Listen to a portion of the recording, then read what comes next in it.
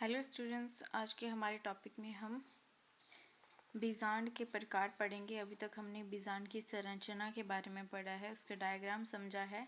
अब हम बीजांड के प्रकारों के बारे में पढ़ेंगे। अभी तक हमने जो देखा था वो एक प्रतीप बीजांड का चित्र था, लेकिन अब आपको अगले प्रकार के जितने भी बीजांड होते हैं उनकी संरचना समझाई जाएगी।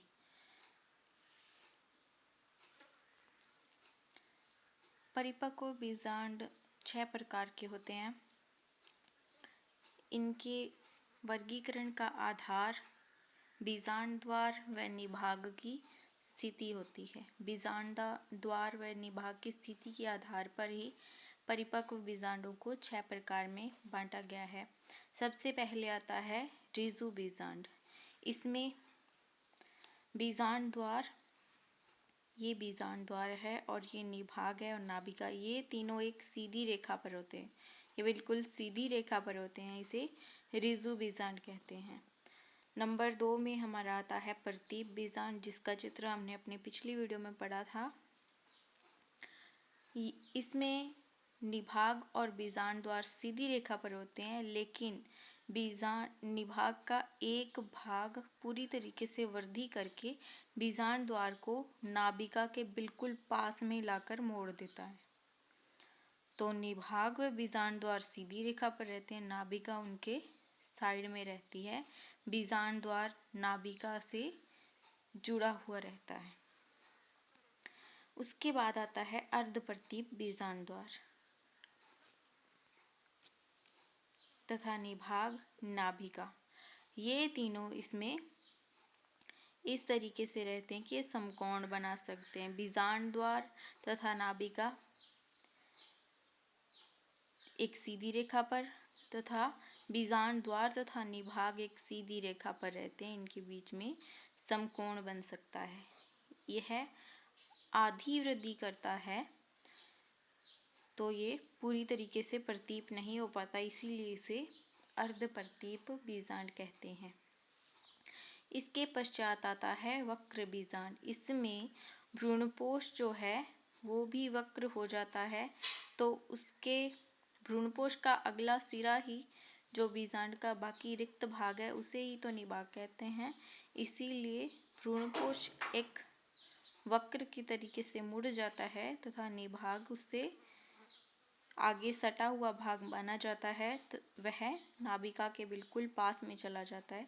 यह बीजांड वृंत के पास में चला जाता है। तो बीजांड द्वार, निभाग तथा नाभिका ये तीनों एक दूसरे से 60 डिग्री का कोण बनाते हैं। इसे वक्र बीजांड कहते हैं। उसके पश्चात आता है अनुप्रस्थ बीजांड। इसमें बीजांड द्वार, नाभिका तथा निभाग तीनों पास पास पहुंच जाते हैं, एक दूसरे के बिल्कुल पास पहुंच जाते हैं।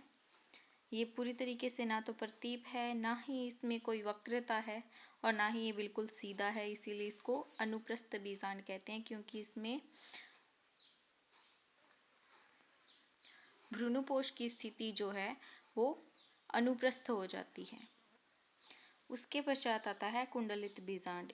इस प्रकार के बीजांड में अध्यावरण अपनी पूरी तरीके से वृद्धि करते हैं और भ्रूणपोष एक कुंडलन के अंदर बंद रहता है। भ्रूणपोष एक कुंडलन के अंदर बंद रहता है, जिसमें बीजांड द्वार तथा निभाग एक दूसरे के सीधी रेखा पर होते हैं, लेकिन नाभिका निभाग की ओर होती है। इसी प्रकार का हमने एक बीजांड और देखा था जिसको हम प्रतीप बीजांड कहते हैं। इसमें नाभिका तथा बीजांड द्वार पास में थे, लेकिन इस प्रकार के बीजांड में ये बिल्कुल कुंडलित हो जाता है तथा नाभिका व निभाग एक दूसरे के बिल्कुल पास पास आ जाते हैं। तो ये हैं 6 प्रकार के बीजांड। ये परिपक्व बीजांडों के प्रकार हैं, परंतु सबसे ज़्यादा 82% तक जो भी आवर्त बीजी पादप हैं उनमें प्रतीप प्रकार का बीजांड पाया जाता है। बीजांड की संरचना के पश्चात अब हम बीजांड के अंदर होने वाली घटनाओं के बारे में पढ़ेंगे, जिनमें कि कुछ कोशिकाएं होती हैं जो गुरु बीजाणु मात्र कोशिका का कार्य करती हैं। उनसे गुरु बीजाणुओं के निर्माण की प्रक्रिया होती है, जिसको गुरु बीजाणु जनन या मेगास्पोरोजेनेसिस कहते हैं।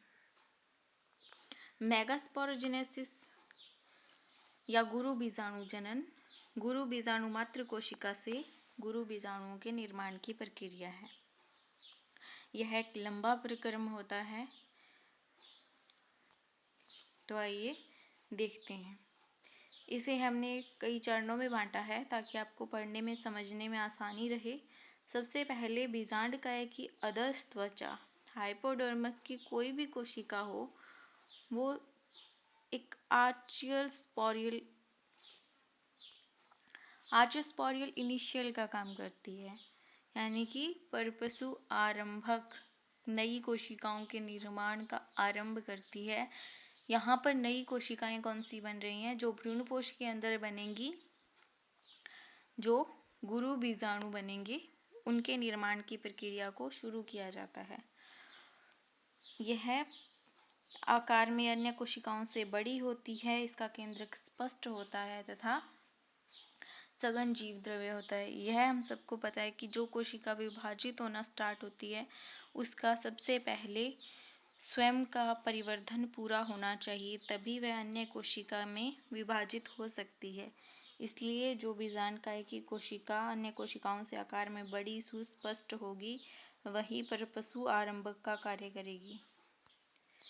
अब इसमें सबसे पहले विभाजन होगा। विभाजन के लिए इसमें परिणत विभाजन होता है। परिणत विभाजन क्या होता है? ये अगर एक कोशिका है, इसमें ऐसे विभाजन हो, ये अंदर का भाग रहे, ये बाहर का भाग रहे, इसे कहते हैं परि और नत। परि मीन बाहर का भाग और नत मीन्स अंदर का भाग। इसमें एक परिणत विभाजन होता है, जिसके कारण यह दो कोशिकाओं में बंट जाती है। बाहर की तरफ जो है वो प्राथमिक भित्तीय कोशिका यानी कि भित्ति निर्माण का कार्य करने वाली कोशिका, परि आवरण बनाने वाली कोशिका होती है। वो बाहर की कोशिका परि कोशिका बाहर का आवरण बनाती है। वो भी प्रारंभिक यानी कि यही कोशिका डिवाइड होकर आवरण का निर्माण करेगी, भित्ति का निर्माण करेगी। इसे प्राथमिक भित्तीय कोशिका या प्राइमरी पेरिटल सेल कहते हैं। इसके पश्चात जो अंदर की तरफ वाली कोशिका होती है, ये कोशिका प्राथमिक बीजाणु जन कोशिका कहलाती है। इसे प्राइमरी स्पोरोजेनस सेल कहते हैं। बाहर की ओर प्राइमरी पेरिटल सेल या प्राथमिक भित्तीय कोशिका तथा भीतर की ओर प्राथमिक बीजाणु जन कोशिका, जिसे प्राइमरी स्पोरोजेनस सेल कहते हैं।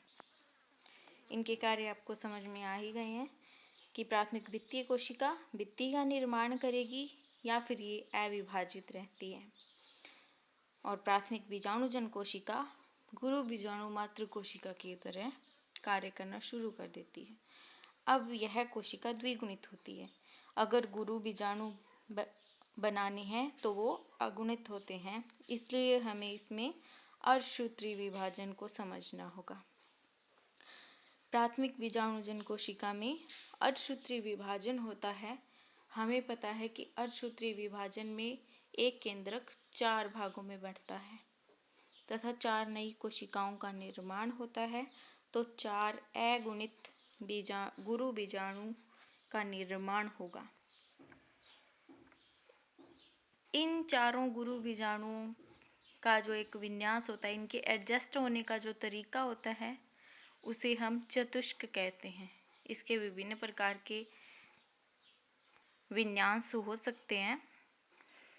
तो प्राथमिक बीजाणुजन कोशिका में अर्धसूत्री विभाजन हुआ, जिसके बाद 4 अगुणित बीजाणुओं का निर्माण हो जाता है। 4 अगुणित गुरु बीजाणुओं का निर्माण हो गया। अब हम देखते हैं कि इन चारों बीजाणुओं में से मादा युग्मकोद्भिद जो बीजाणु बनेगा वो कौन सा रहता है। तो इसमें हम देखेंगे कि सबसे पहले चतुष्क के जितने भी बीजाणु हैं, उनका वर्गीकरण हो जाता है। वो 3 और 1 के ग्रुप में बंट जाते हैं, जिनमें से 3 जो गुरु बीजाणु है वो निष्क्रिय रहते हैं और 1 गुरु बीजाणु जो है वो सक्रिय रहता है। निष्क्रिय गुरु बीजाणु या तो अपराजित या नष्ट हो जाएंगे, या अन्य जो भी गुरु बीजाणु होते हैं उनके द्वारा पोषण के लिए उपयोग कर लिए जाएंगे। तथा जो सक्रिय बीजाणु होते हैं उनमें 3 केंद्रकीय विभाजन होंगे। 3 बार केंद्रक का अगर विभाजन होता है तो एक बार में एक केंद्रक 2 भागों में बंटा तो 3 विभाजनों से वो बन जाते हैं 8 केंद्रकों का निर्माण होगा, जिनमें से 3 केंद्रक ध्रुवों पर चले जाते हैं। मान लेते हैं यह एक गुरु बीजाणु है, इसमें 3 केंद्रक ध्रुवों पर चले गए, बचे 2 वो सेंटर में रहते हैं। तथा इसके बाद इन सभी के ऊपर जीव द्रव्य या कोशिका द्रव्य का आवरण बन जाता है, कोशिका द्रव्य संश्लेषण हो जाता है। तो ध्रुवों पर 3 कोशिकाएं बन जाती हैं तथा जो मध्य में केंद्रक होते हैं वो समुचित होकर यानी संयोजित होकर के द्वितीय केंद्रक का निर्माण करते हैं तथा यहाँ एक कोशिका का ही निर्माण होता है। अब देखिए, ये जो ध्रुवों पर गए हैं केंद्रक 3, इनमें से एक और जो बीजांड द्वार की स्थिति होती है उस ओर की एक कोशिका जो है वो जनन कोशिका होती है तथा 2 उसकी सहायक कोशिकाएं होती हैं। तथा जो विपरीत ध्रुव की ओर गए हुए कोशिकाएं हैं उन्हें हम प्रतिध्रुवी कोशिकाएं कहते हैं। उन केंद्रकों से प्रतिध्रुवी कोशिकाओं का निर्माण होता है तथा केंद्र में जो 2 केंद्रक हैं वो आपस में जुड़कर द्वितीय केंद्रक का निर्माण करते हैं। एक आरेख से हम इस चीज को समझते हैं कि सक्रिय गुरु बीजाणु से 3 केंद्रक ध्रुवों पर होते हैं, एक निभाग की ओर तथा दूसरा निभाग की दूसरी ओर। निभाग की ओर जो केंद्रक होते हैं वो प्रतिध्रुवी कोशिकाओं का निर्माण करते हैं तथा निभाग के दूसरी ओर जो केंद्रक होते हैं वो उनमें से एक अंड जनन कोशिका होती है तथा दूसरी उसकी सहायक कोशिकाएं होती हैं। मध्य में केंद्र में जो केंद्रक होते हैं वो संयुक्त होकर के एक कोशिका का निर्माण करते हैं, संयुक्त द्वितीय केंद्रक का निर्माण करते हैं। तो कुल मिलाकर 3 प्रतिध्रुवी कोशिकाएं, एक अंड कोशिका तथा 2 सहायक कोशिकाएं तथा मध्य में जो द्वितीय केंद्रक बना है उससे बनने वाली एक कोशिका, कुल मिलाकर ये 7 कोशिकाएं होती हैं तथा कईयों में इससे कम हो सकती हैं, लेकिन ज़्यादातर 7 ही कोशिकाएं होती हैं एक गुरु बीजाणु जनन में बनने वाली तथा 8 केंद्रकों का निर्माण होता है। तो हम कह सकते हैं कि गुरु बीजाणु जनन की जो प्रक्रिया है वह 7 कोशिकीय तथा 8 केंद्रकीय अवस्था है। आई होप आपको समझ में आया होगा। अगर आपको कोई भी डाउट है तो आप कमेंट कर सकते हैं, हमसे बात कर सकते हैं। Thank you.